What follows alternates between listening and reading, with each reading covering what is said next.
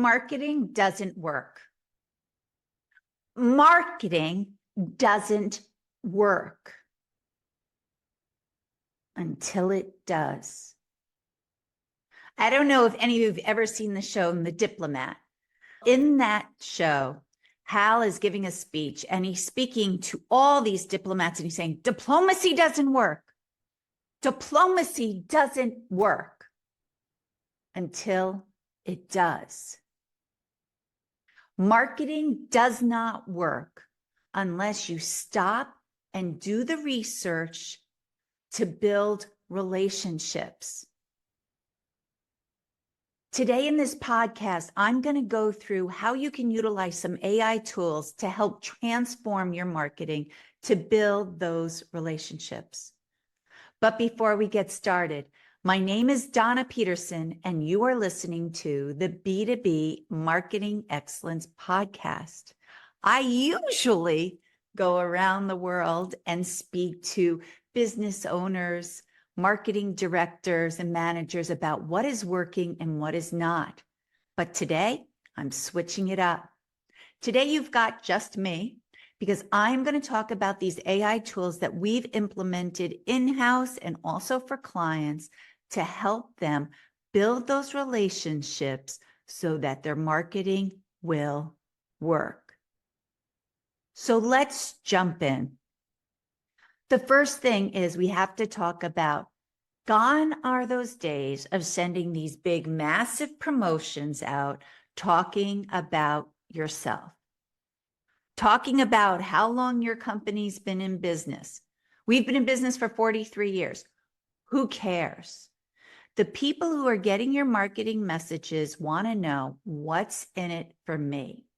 How can you help me do my job better? How can your equipment help my facility be more efficient? That's what they want to know. How can you help them with challenges they're having? Or how can you help them achieve their goals? But besides that, there's so many different companies out there marketing themselves. How can you stand out? You've got to be able to build a relationship with these individuals that instill trust. People will buy from people they trust. And this is why relationship building becomes so important. So relationship building, take the time to build relationships with your prospects. How do you do that? You've got to get to know who they are. We've always talked about that. What title are they in? What industry are they in? But then to understand them. Understand what is top of mind. Understand what keeps them up at night. Understand what channels do they consume. Are they top pharmaceutical executives that still really love their print material? You have to know these things, and that comes from doing research. This is what will help you build those meaningful connections. Is if you truly know and understand them, you're going to be able to send them messaging where they're like, whoa, this person gets me. They understand my industry, and they have a history there. They're going to be able to help me. When you go and you take the time to build those relationships, that's when they're going to become long-term relationships. And when you do that, it obviously your relationship gets deeper and deeper. I've been married now for oh goodness gracious, it'll be 34 years in August. And my relationship with my husband has gotten deeper over the years based on the different chapters we went through. Having children, raising them, going off to high school, then going to college. So it's all those experiences together that has helped us develop this long-term relationship that will last into the future. And this is the same thing with businesses. Some of the relationships that we have here at World Innovators, or I have personally, I have been working with these people for over 30 years. They trust me. They know how I work, but I trust them. If I'm utilizing their marketing channels, I know that they're reputable channels that do work. I know how each one of those people are on their lists. And I know what they're doing to keep those cleaned and updated. When I go into requests to these vendors and I say, okay, will these people be interested in buying this certain piece of equipment? They know exactly where to go to fulfill my request. And that's all because we have built this relationship over the years. They know how I work. They know what my clients need, and they can cut through all the stuff on their lists to get to exactly what is needed. This is why it's so important to take the time to build these relationships that will last for years. What it also does is it creates a more meaningful work relationship, because you're not just calling this person going, oh yeah, can you just do this and this? It's, oh, hi, how are you? How was your weekend? Did your daughter get off to college? How was that ski trip? It just creates a nice atmosphere to really be meaningful, to grow those relationships, not only on the work front, but also on the personal front. You've got to concentrate on the relationships. And of course, with this, people are saying to me, okay, yeah, Donna, this sounds wonderful. But so many marketers are dealt with a challenge or several challenges of one, we just don't have the time. We don't have the time to do all this. Two, how do we manage all these multiple touch points? I get that. I so get that. I get leads from shows. Sometimes I follow up. Do I do a second follow-up? It really depends on my schedule. And then have I really developed a relationship with those people I met at the trade show? I have to stop at times and say, stop going and looking for new, cultivate what you've got in-house. Take the time to cultivate those new prospects and leads. Help develop a relationship with those people. It's not about quantity, it's about quality. And so you have to have that. You got to concentrate on quality, on building that relationship. It takes time. But this is why I'm here to talk to you today. There are so many AI tools out in the marketplace right now. And I hear this, you know what, Donna, we're a legacy brand. We can't use AI tools. We're not going to use AI tools. That's one excuse I hear. The next one is, Donna, there's just so many AI tools. We can't figure out what to use, so we're just not going to use anything. They're almost paralyzed by the large quantity of AI tools that are out there. I get it. I must get at least 5 promotions every day of new AI tools. It's overwhelming. Which ones do you use? Which one should you use your marketing dollars on? So the first thing, when you're looking at AI tools, make sure you have determined your objective for your company, your goals. Sit down with your team if you have them and say, what AI tools would help you? What tasks do we need AI tools to do? Do this first.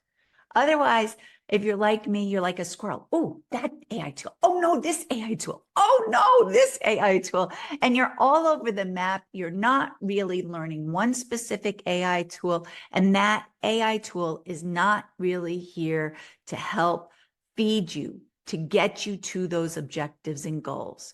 So first, make sure you have your objectives and your goals lined up for your company. When you look at those objectives and your goals, look at which of those AI tools are going to help you with that relationship building side of marketing. I talk a lot in my speeches about ChatGPT. ChatGPT was the one that came on in November of 2022, and that changed my whole world. Now I speak on artificial intelligence, which, of course, I never, ever thought I would be doing. But ChatGPT I have found to be extremely useful, especially for research.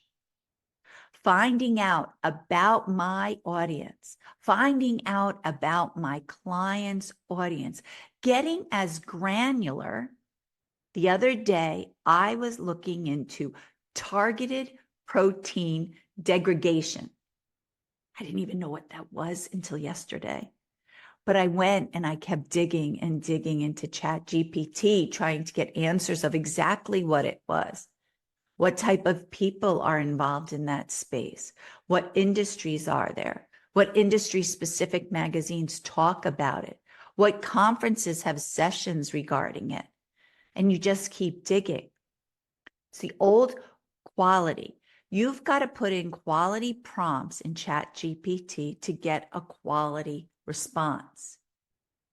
What I mean by that is I can't just go in and say, what industry-specific magazines do you think would be good for pharmaceutical manufacturers?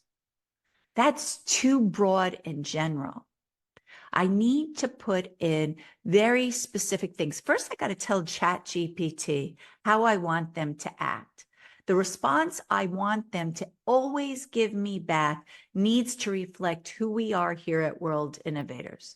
So a 43-year-old B2B marketing company working in the industrial space, finding good quality sources for our clients.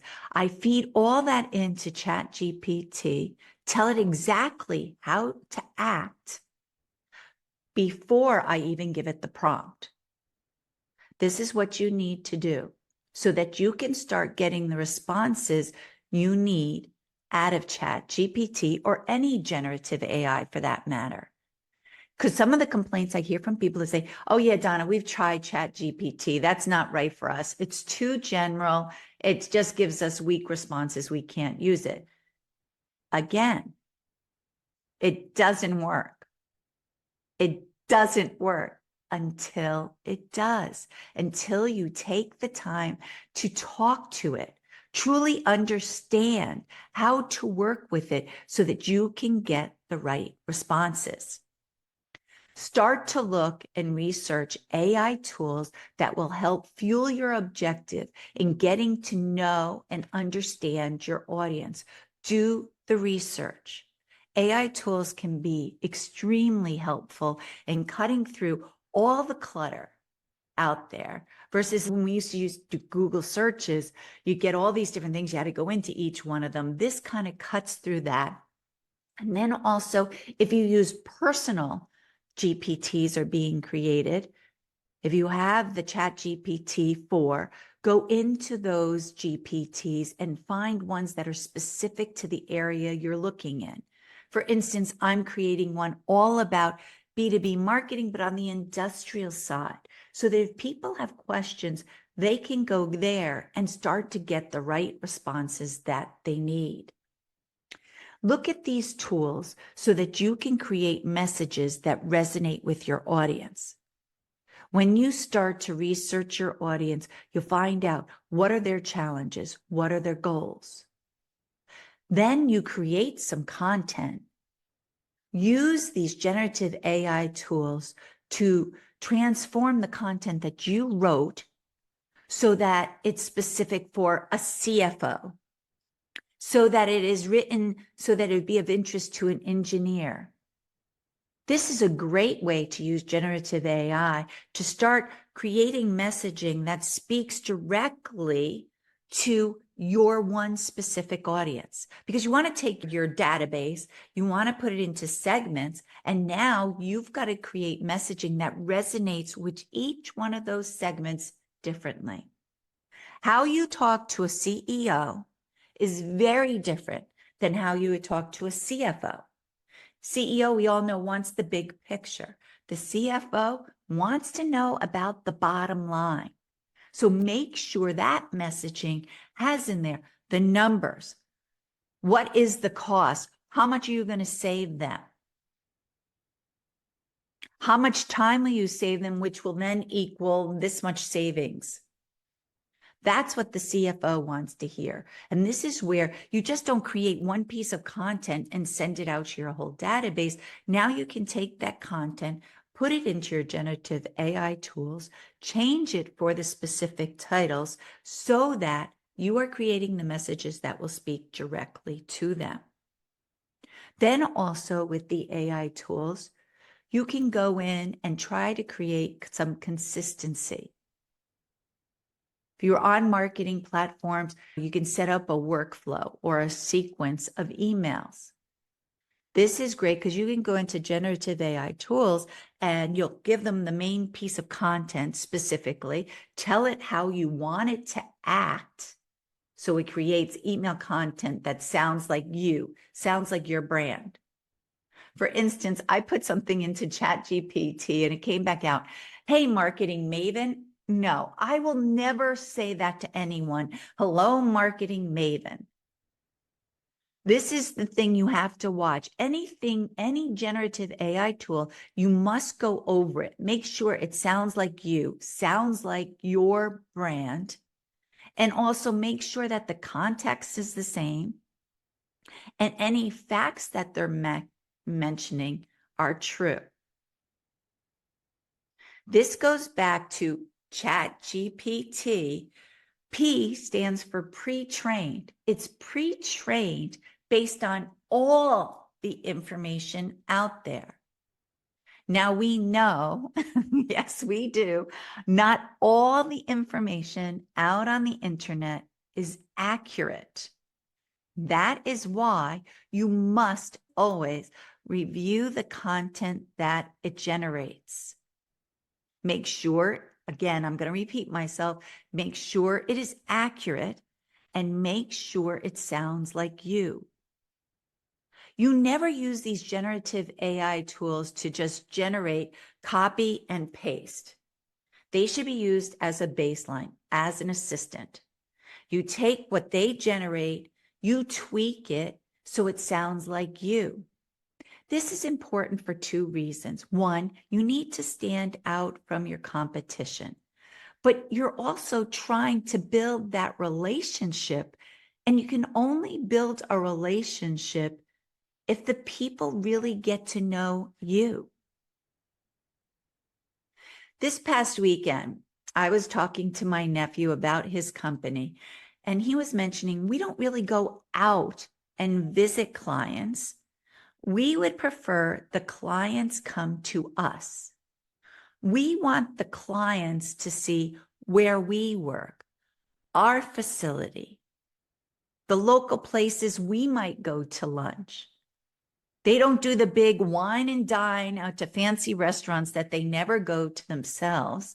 They rather show people who they truly are. That is amazing. And that is a wonderful way to build those relationships because now people are getting a real sense of you, your brand, your company culture. And that's where, yeah, not everyone's going to like that. But the few that do, they're going to be like you. And this is when you start to build that relationship. And over the years, you're going to develop it so it's stronger and stronger. That's what you want because you don't want it to always be a transactional thing. You go to them because they've got the best price. Guess what? They're going to leave. For ourselves, we're a marketing company or an agency. People could say, I don't need a marketing agency. They'll do it in-house. Or they'll go and they'll say, oh, this marketing agency will do it for less. First, compare apples to apples.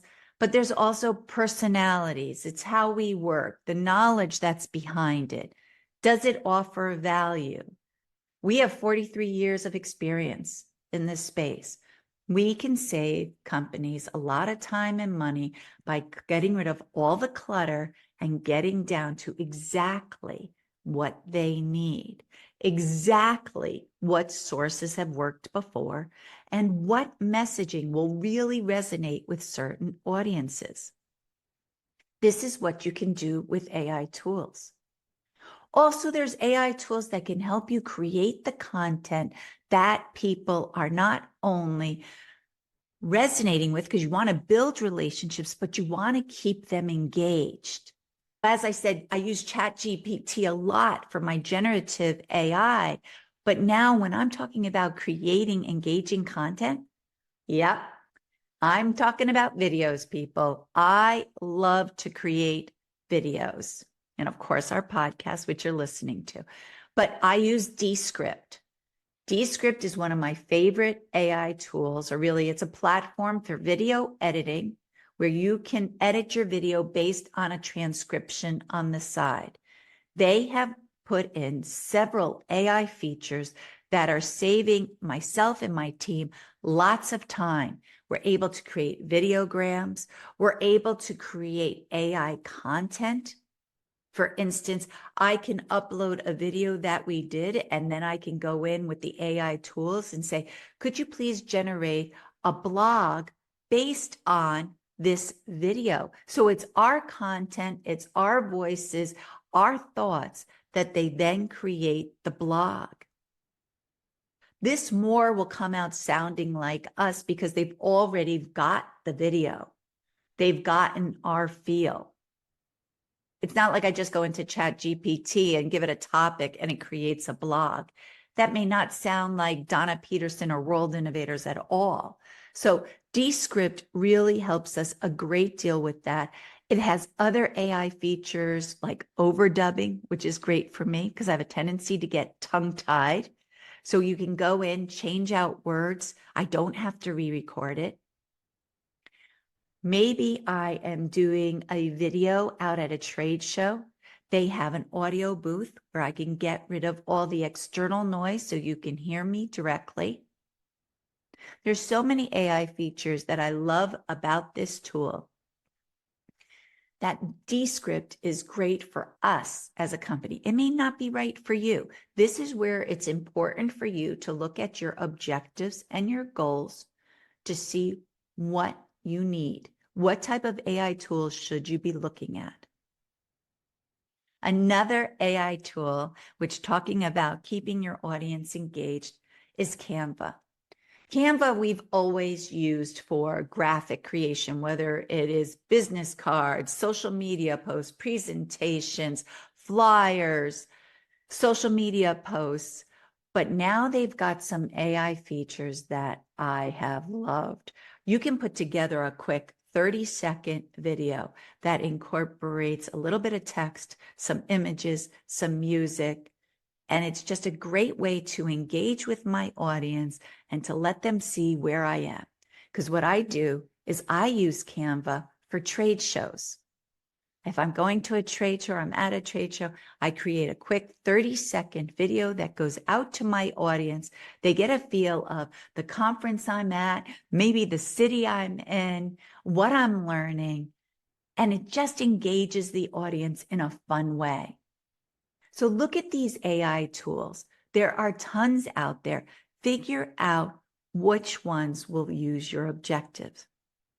So in conclusion, marketing doesn't work.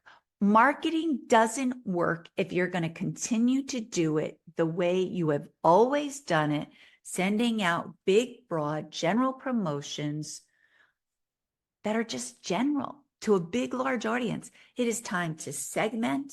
It is time to send messaging that speaks directly to them. And it is time for you to build those relationships that will help your company grow year after year. AI tools can help you do this. Take the time to look at these AI tools.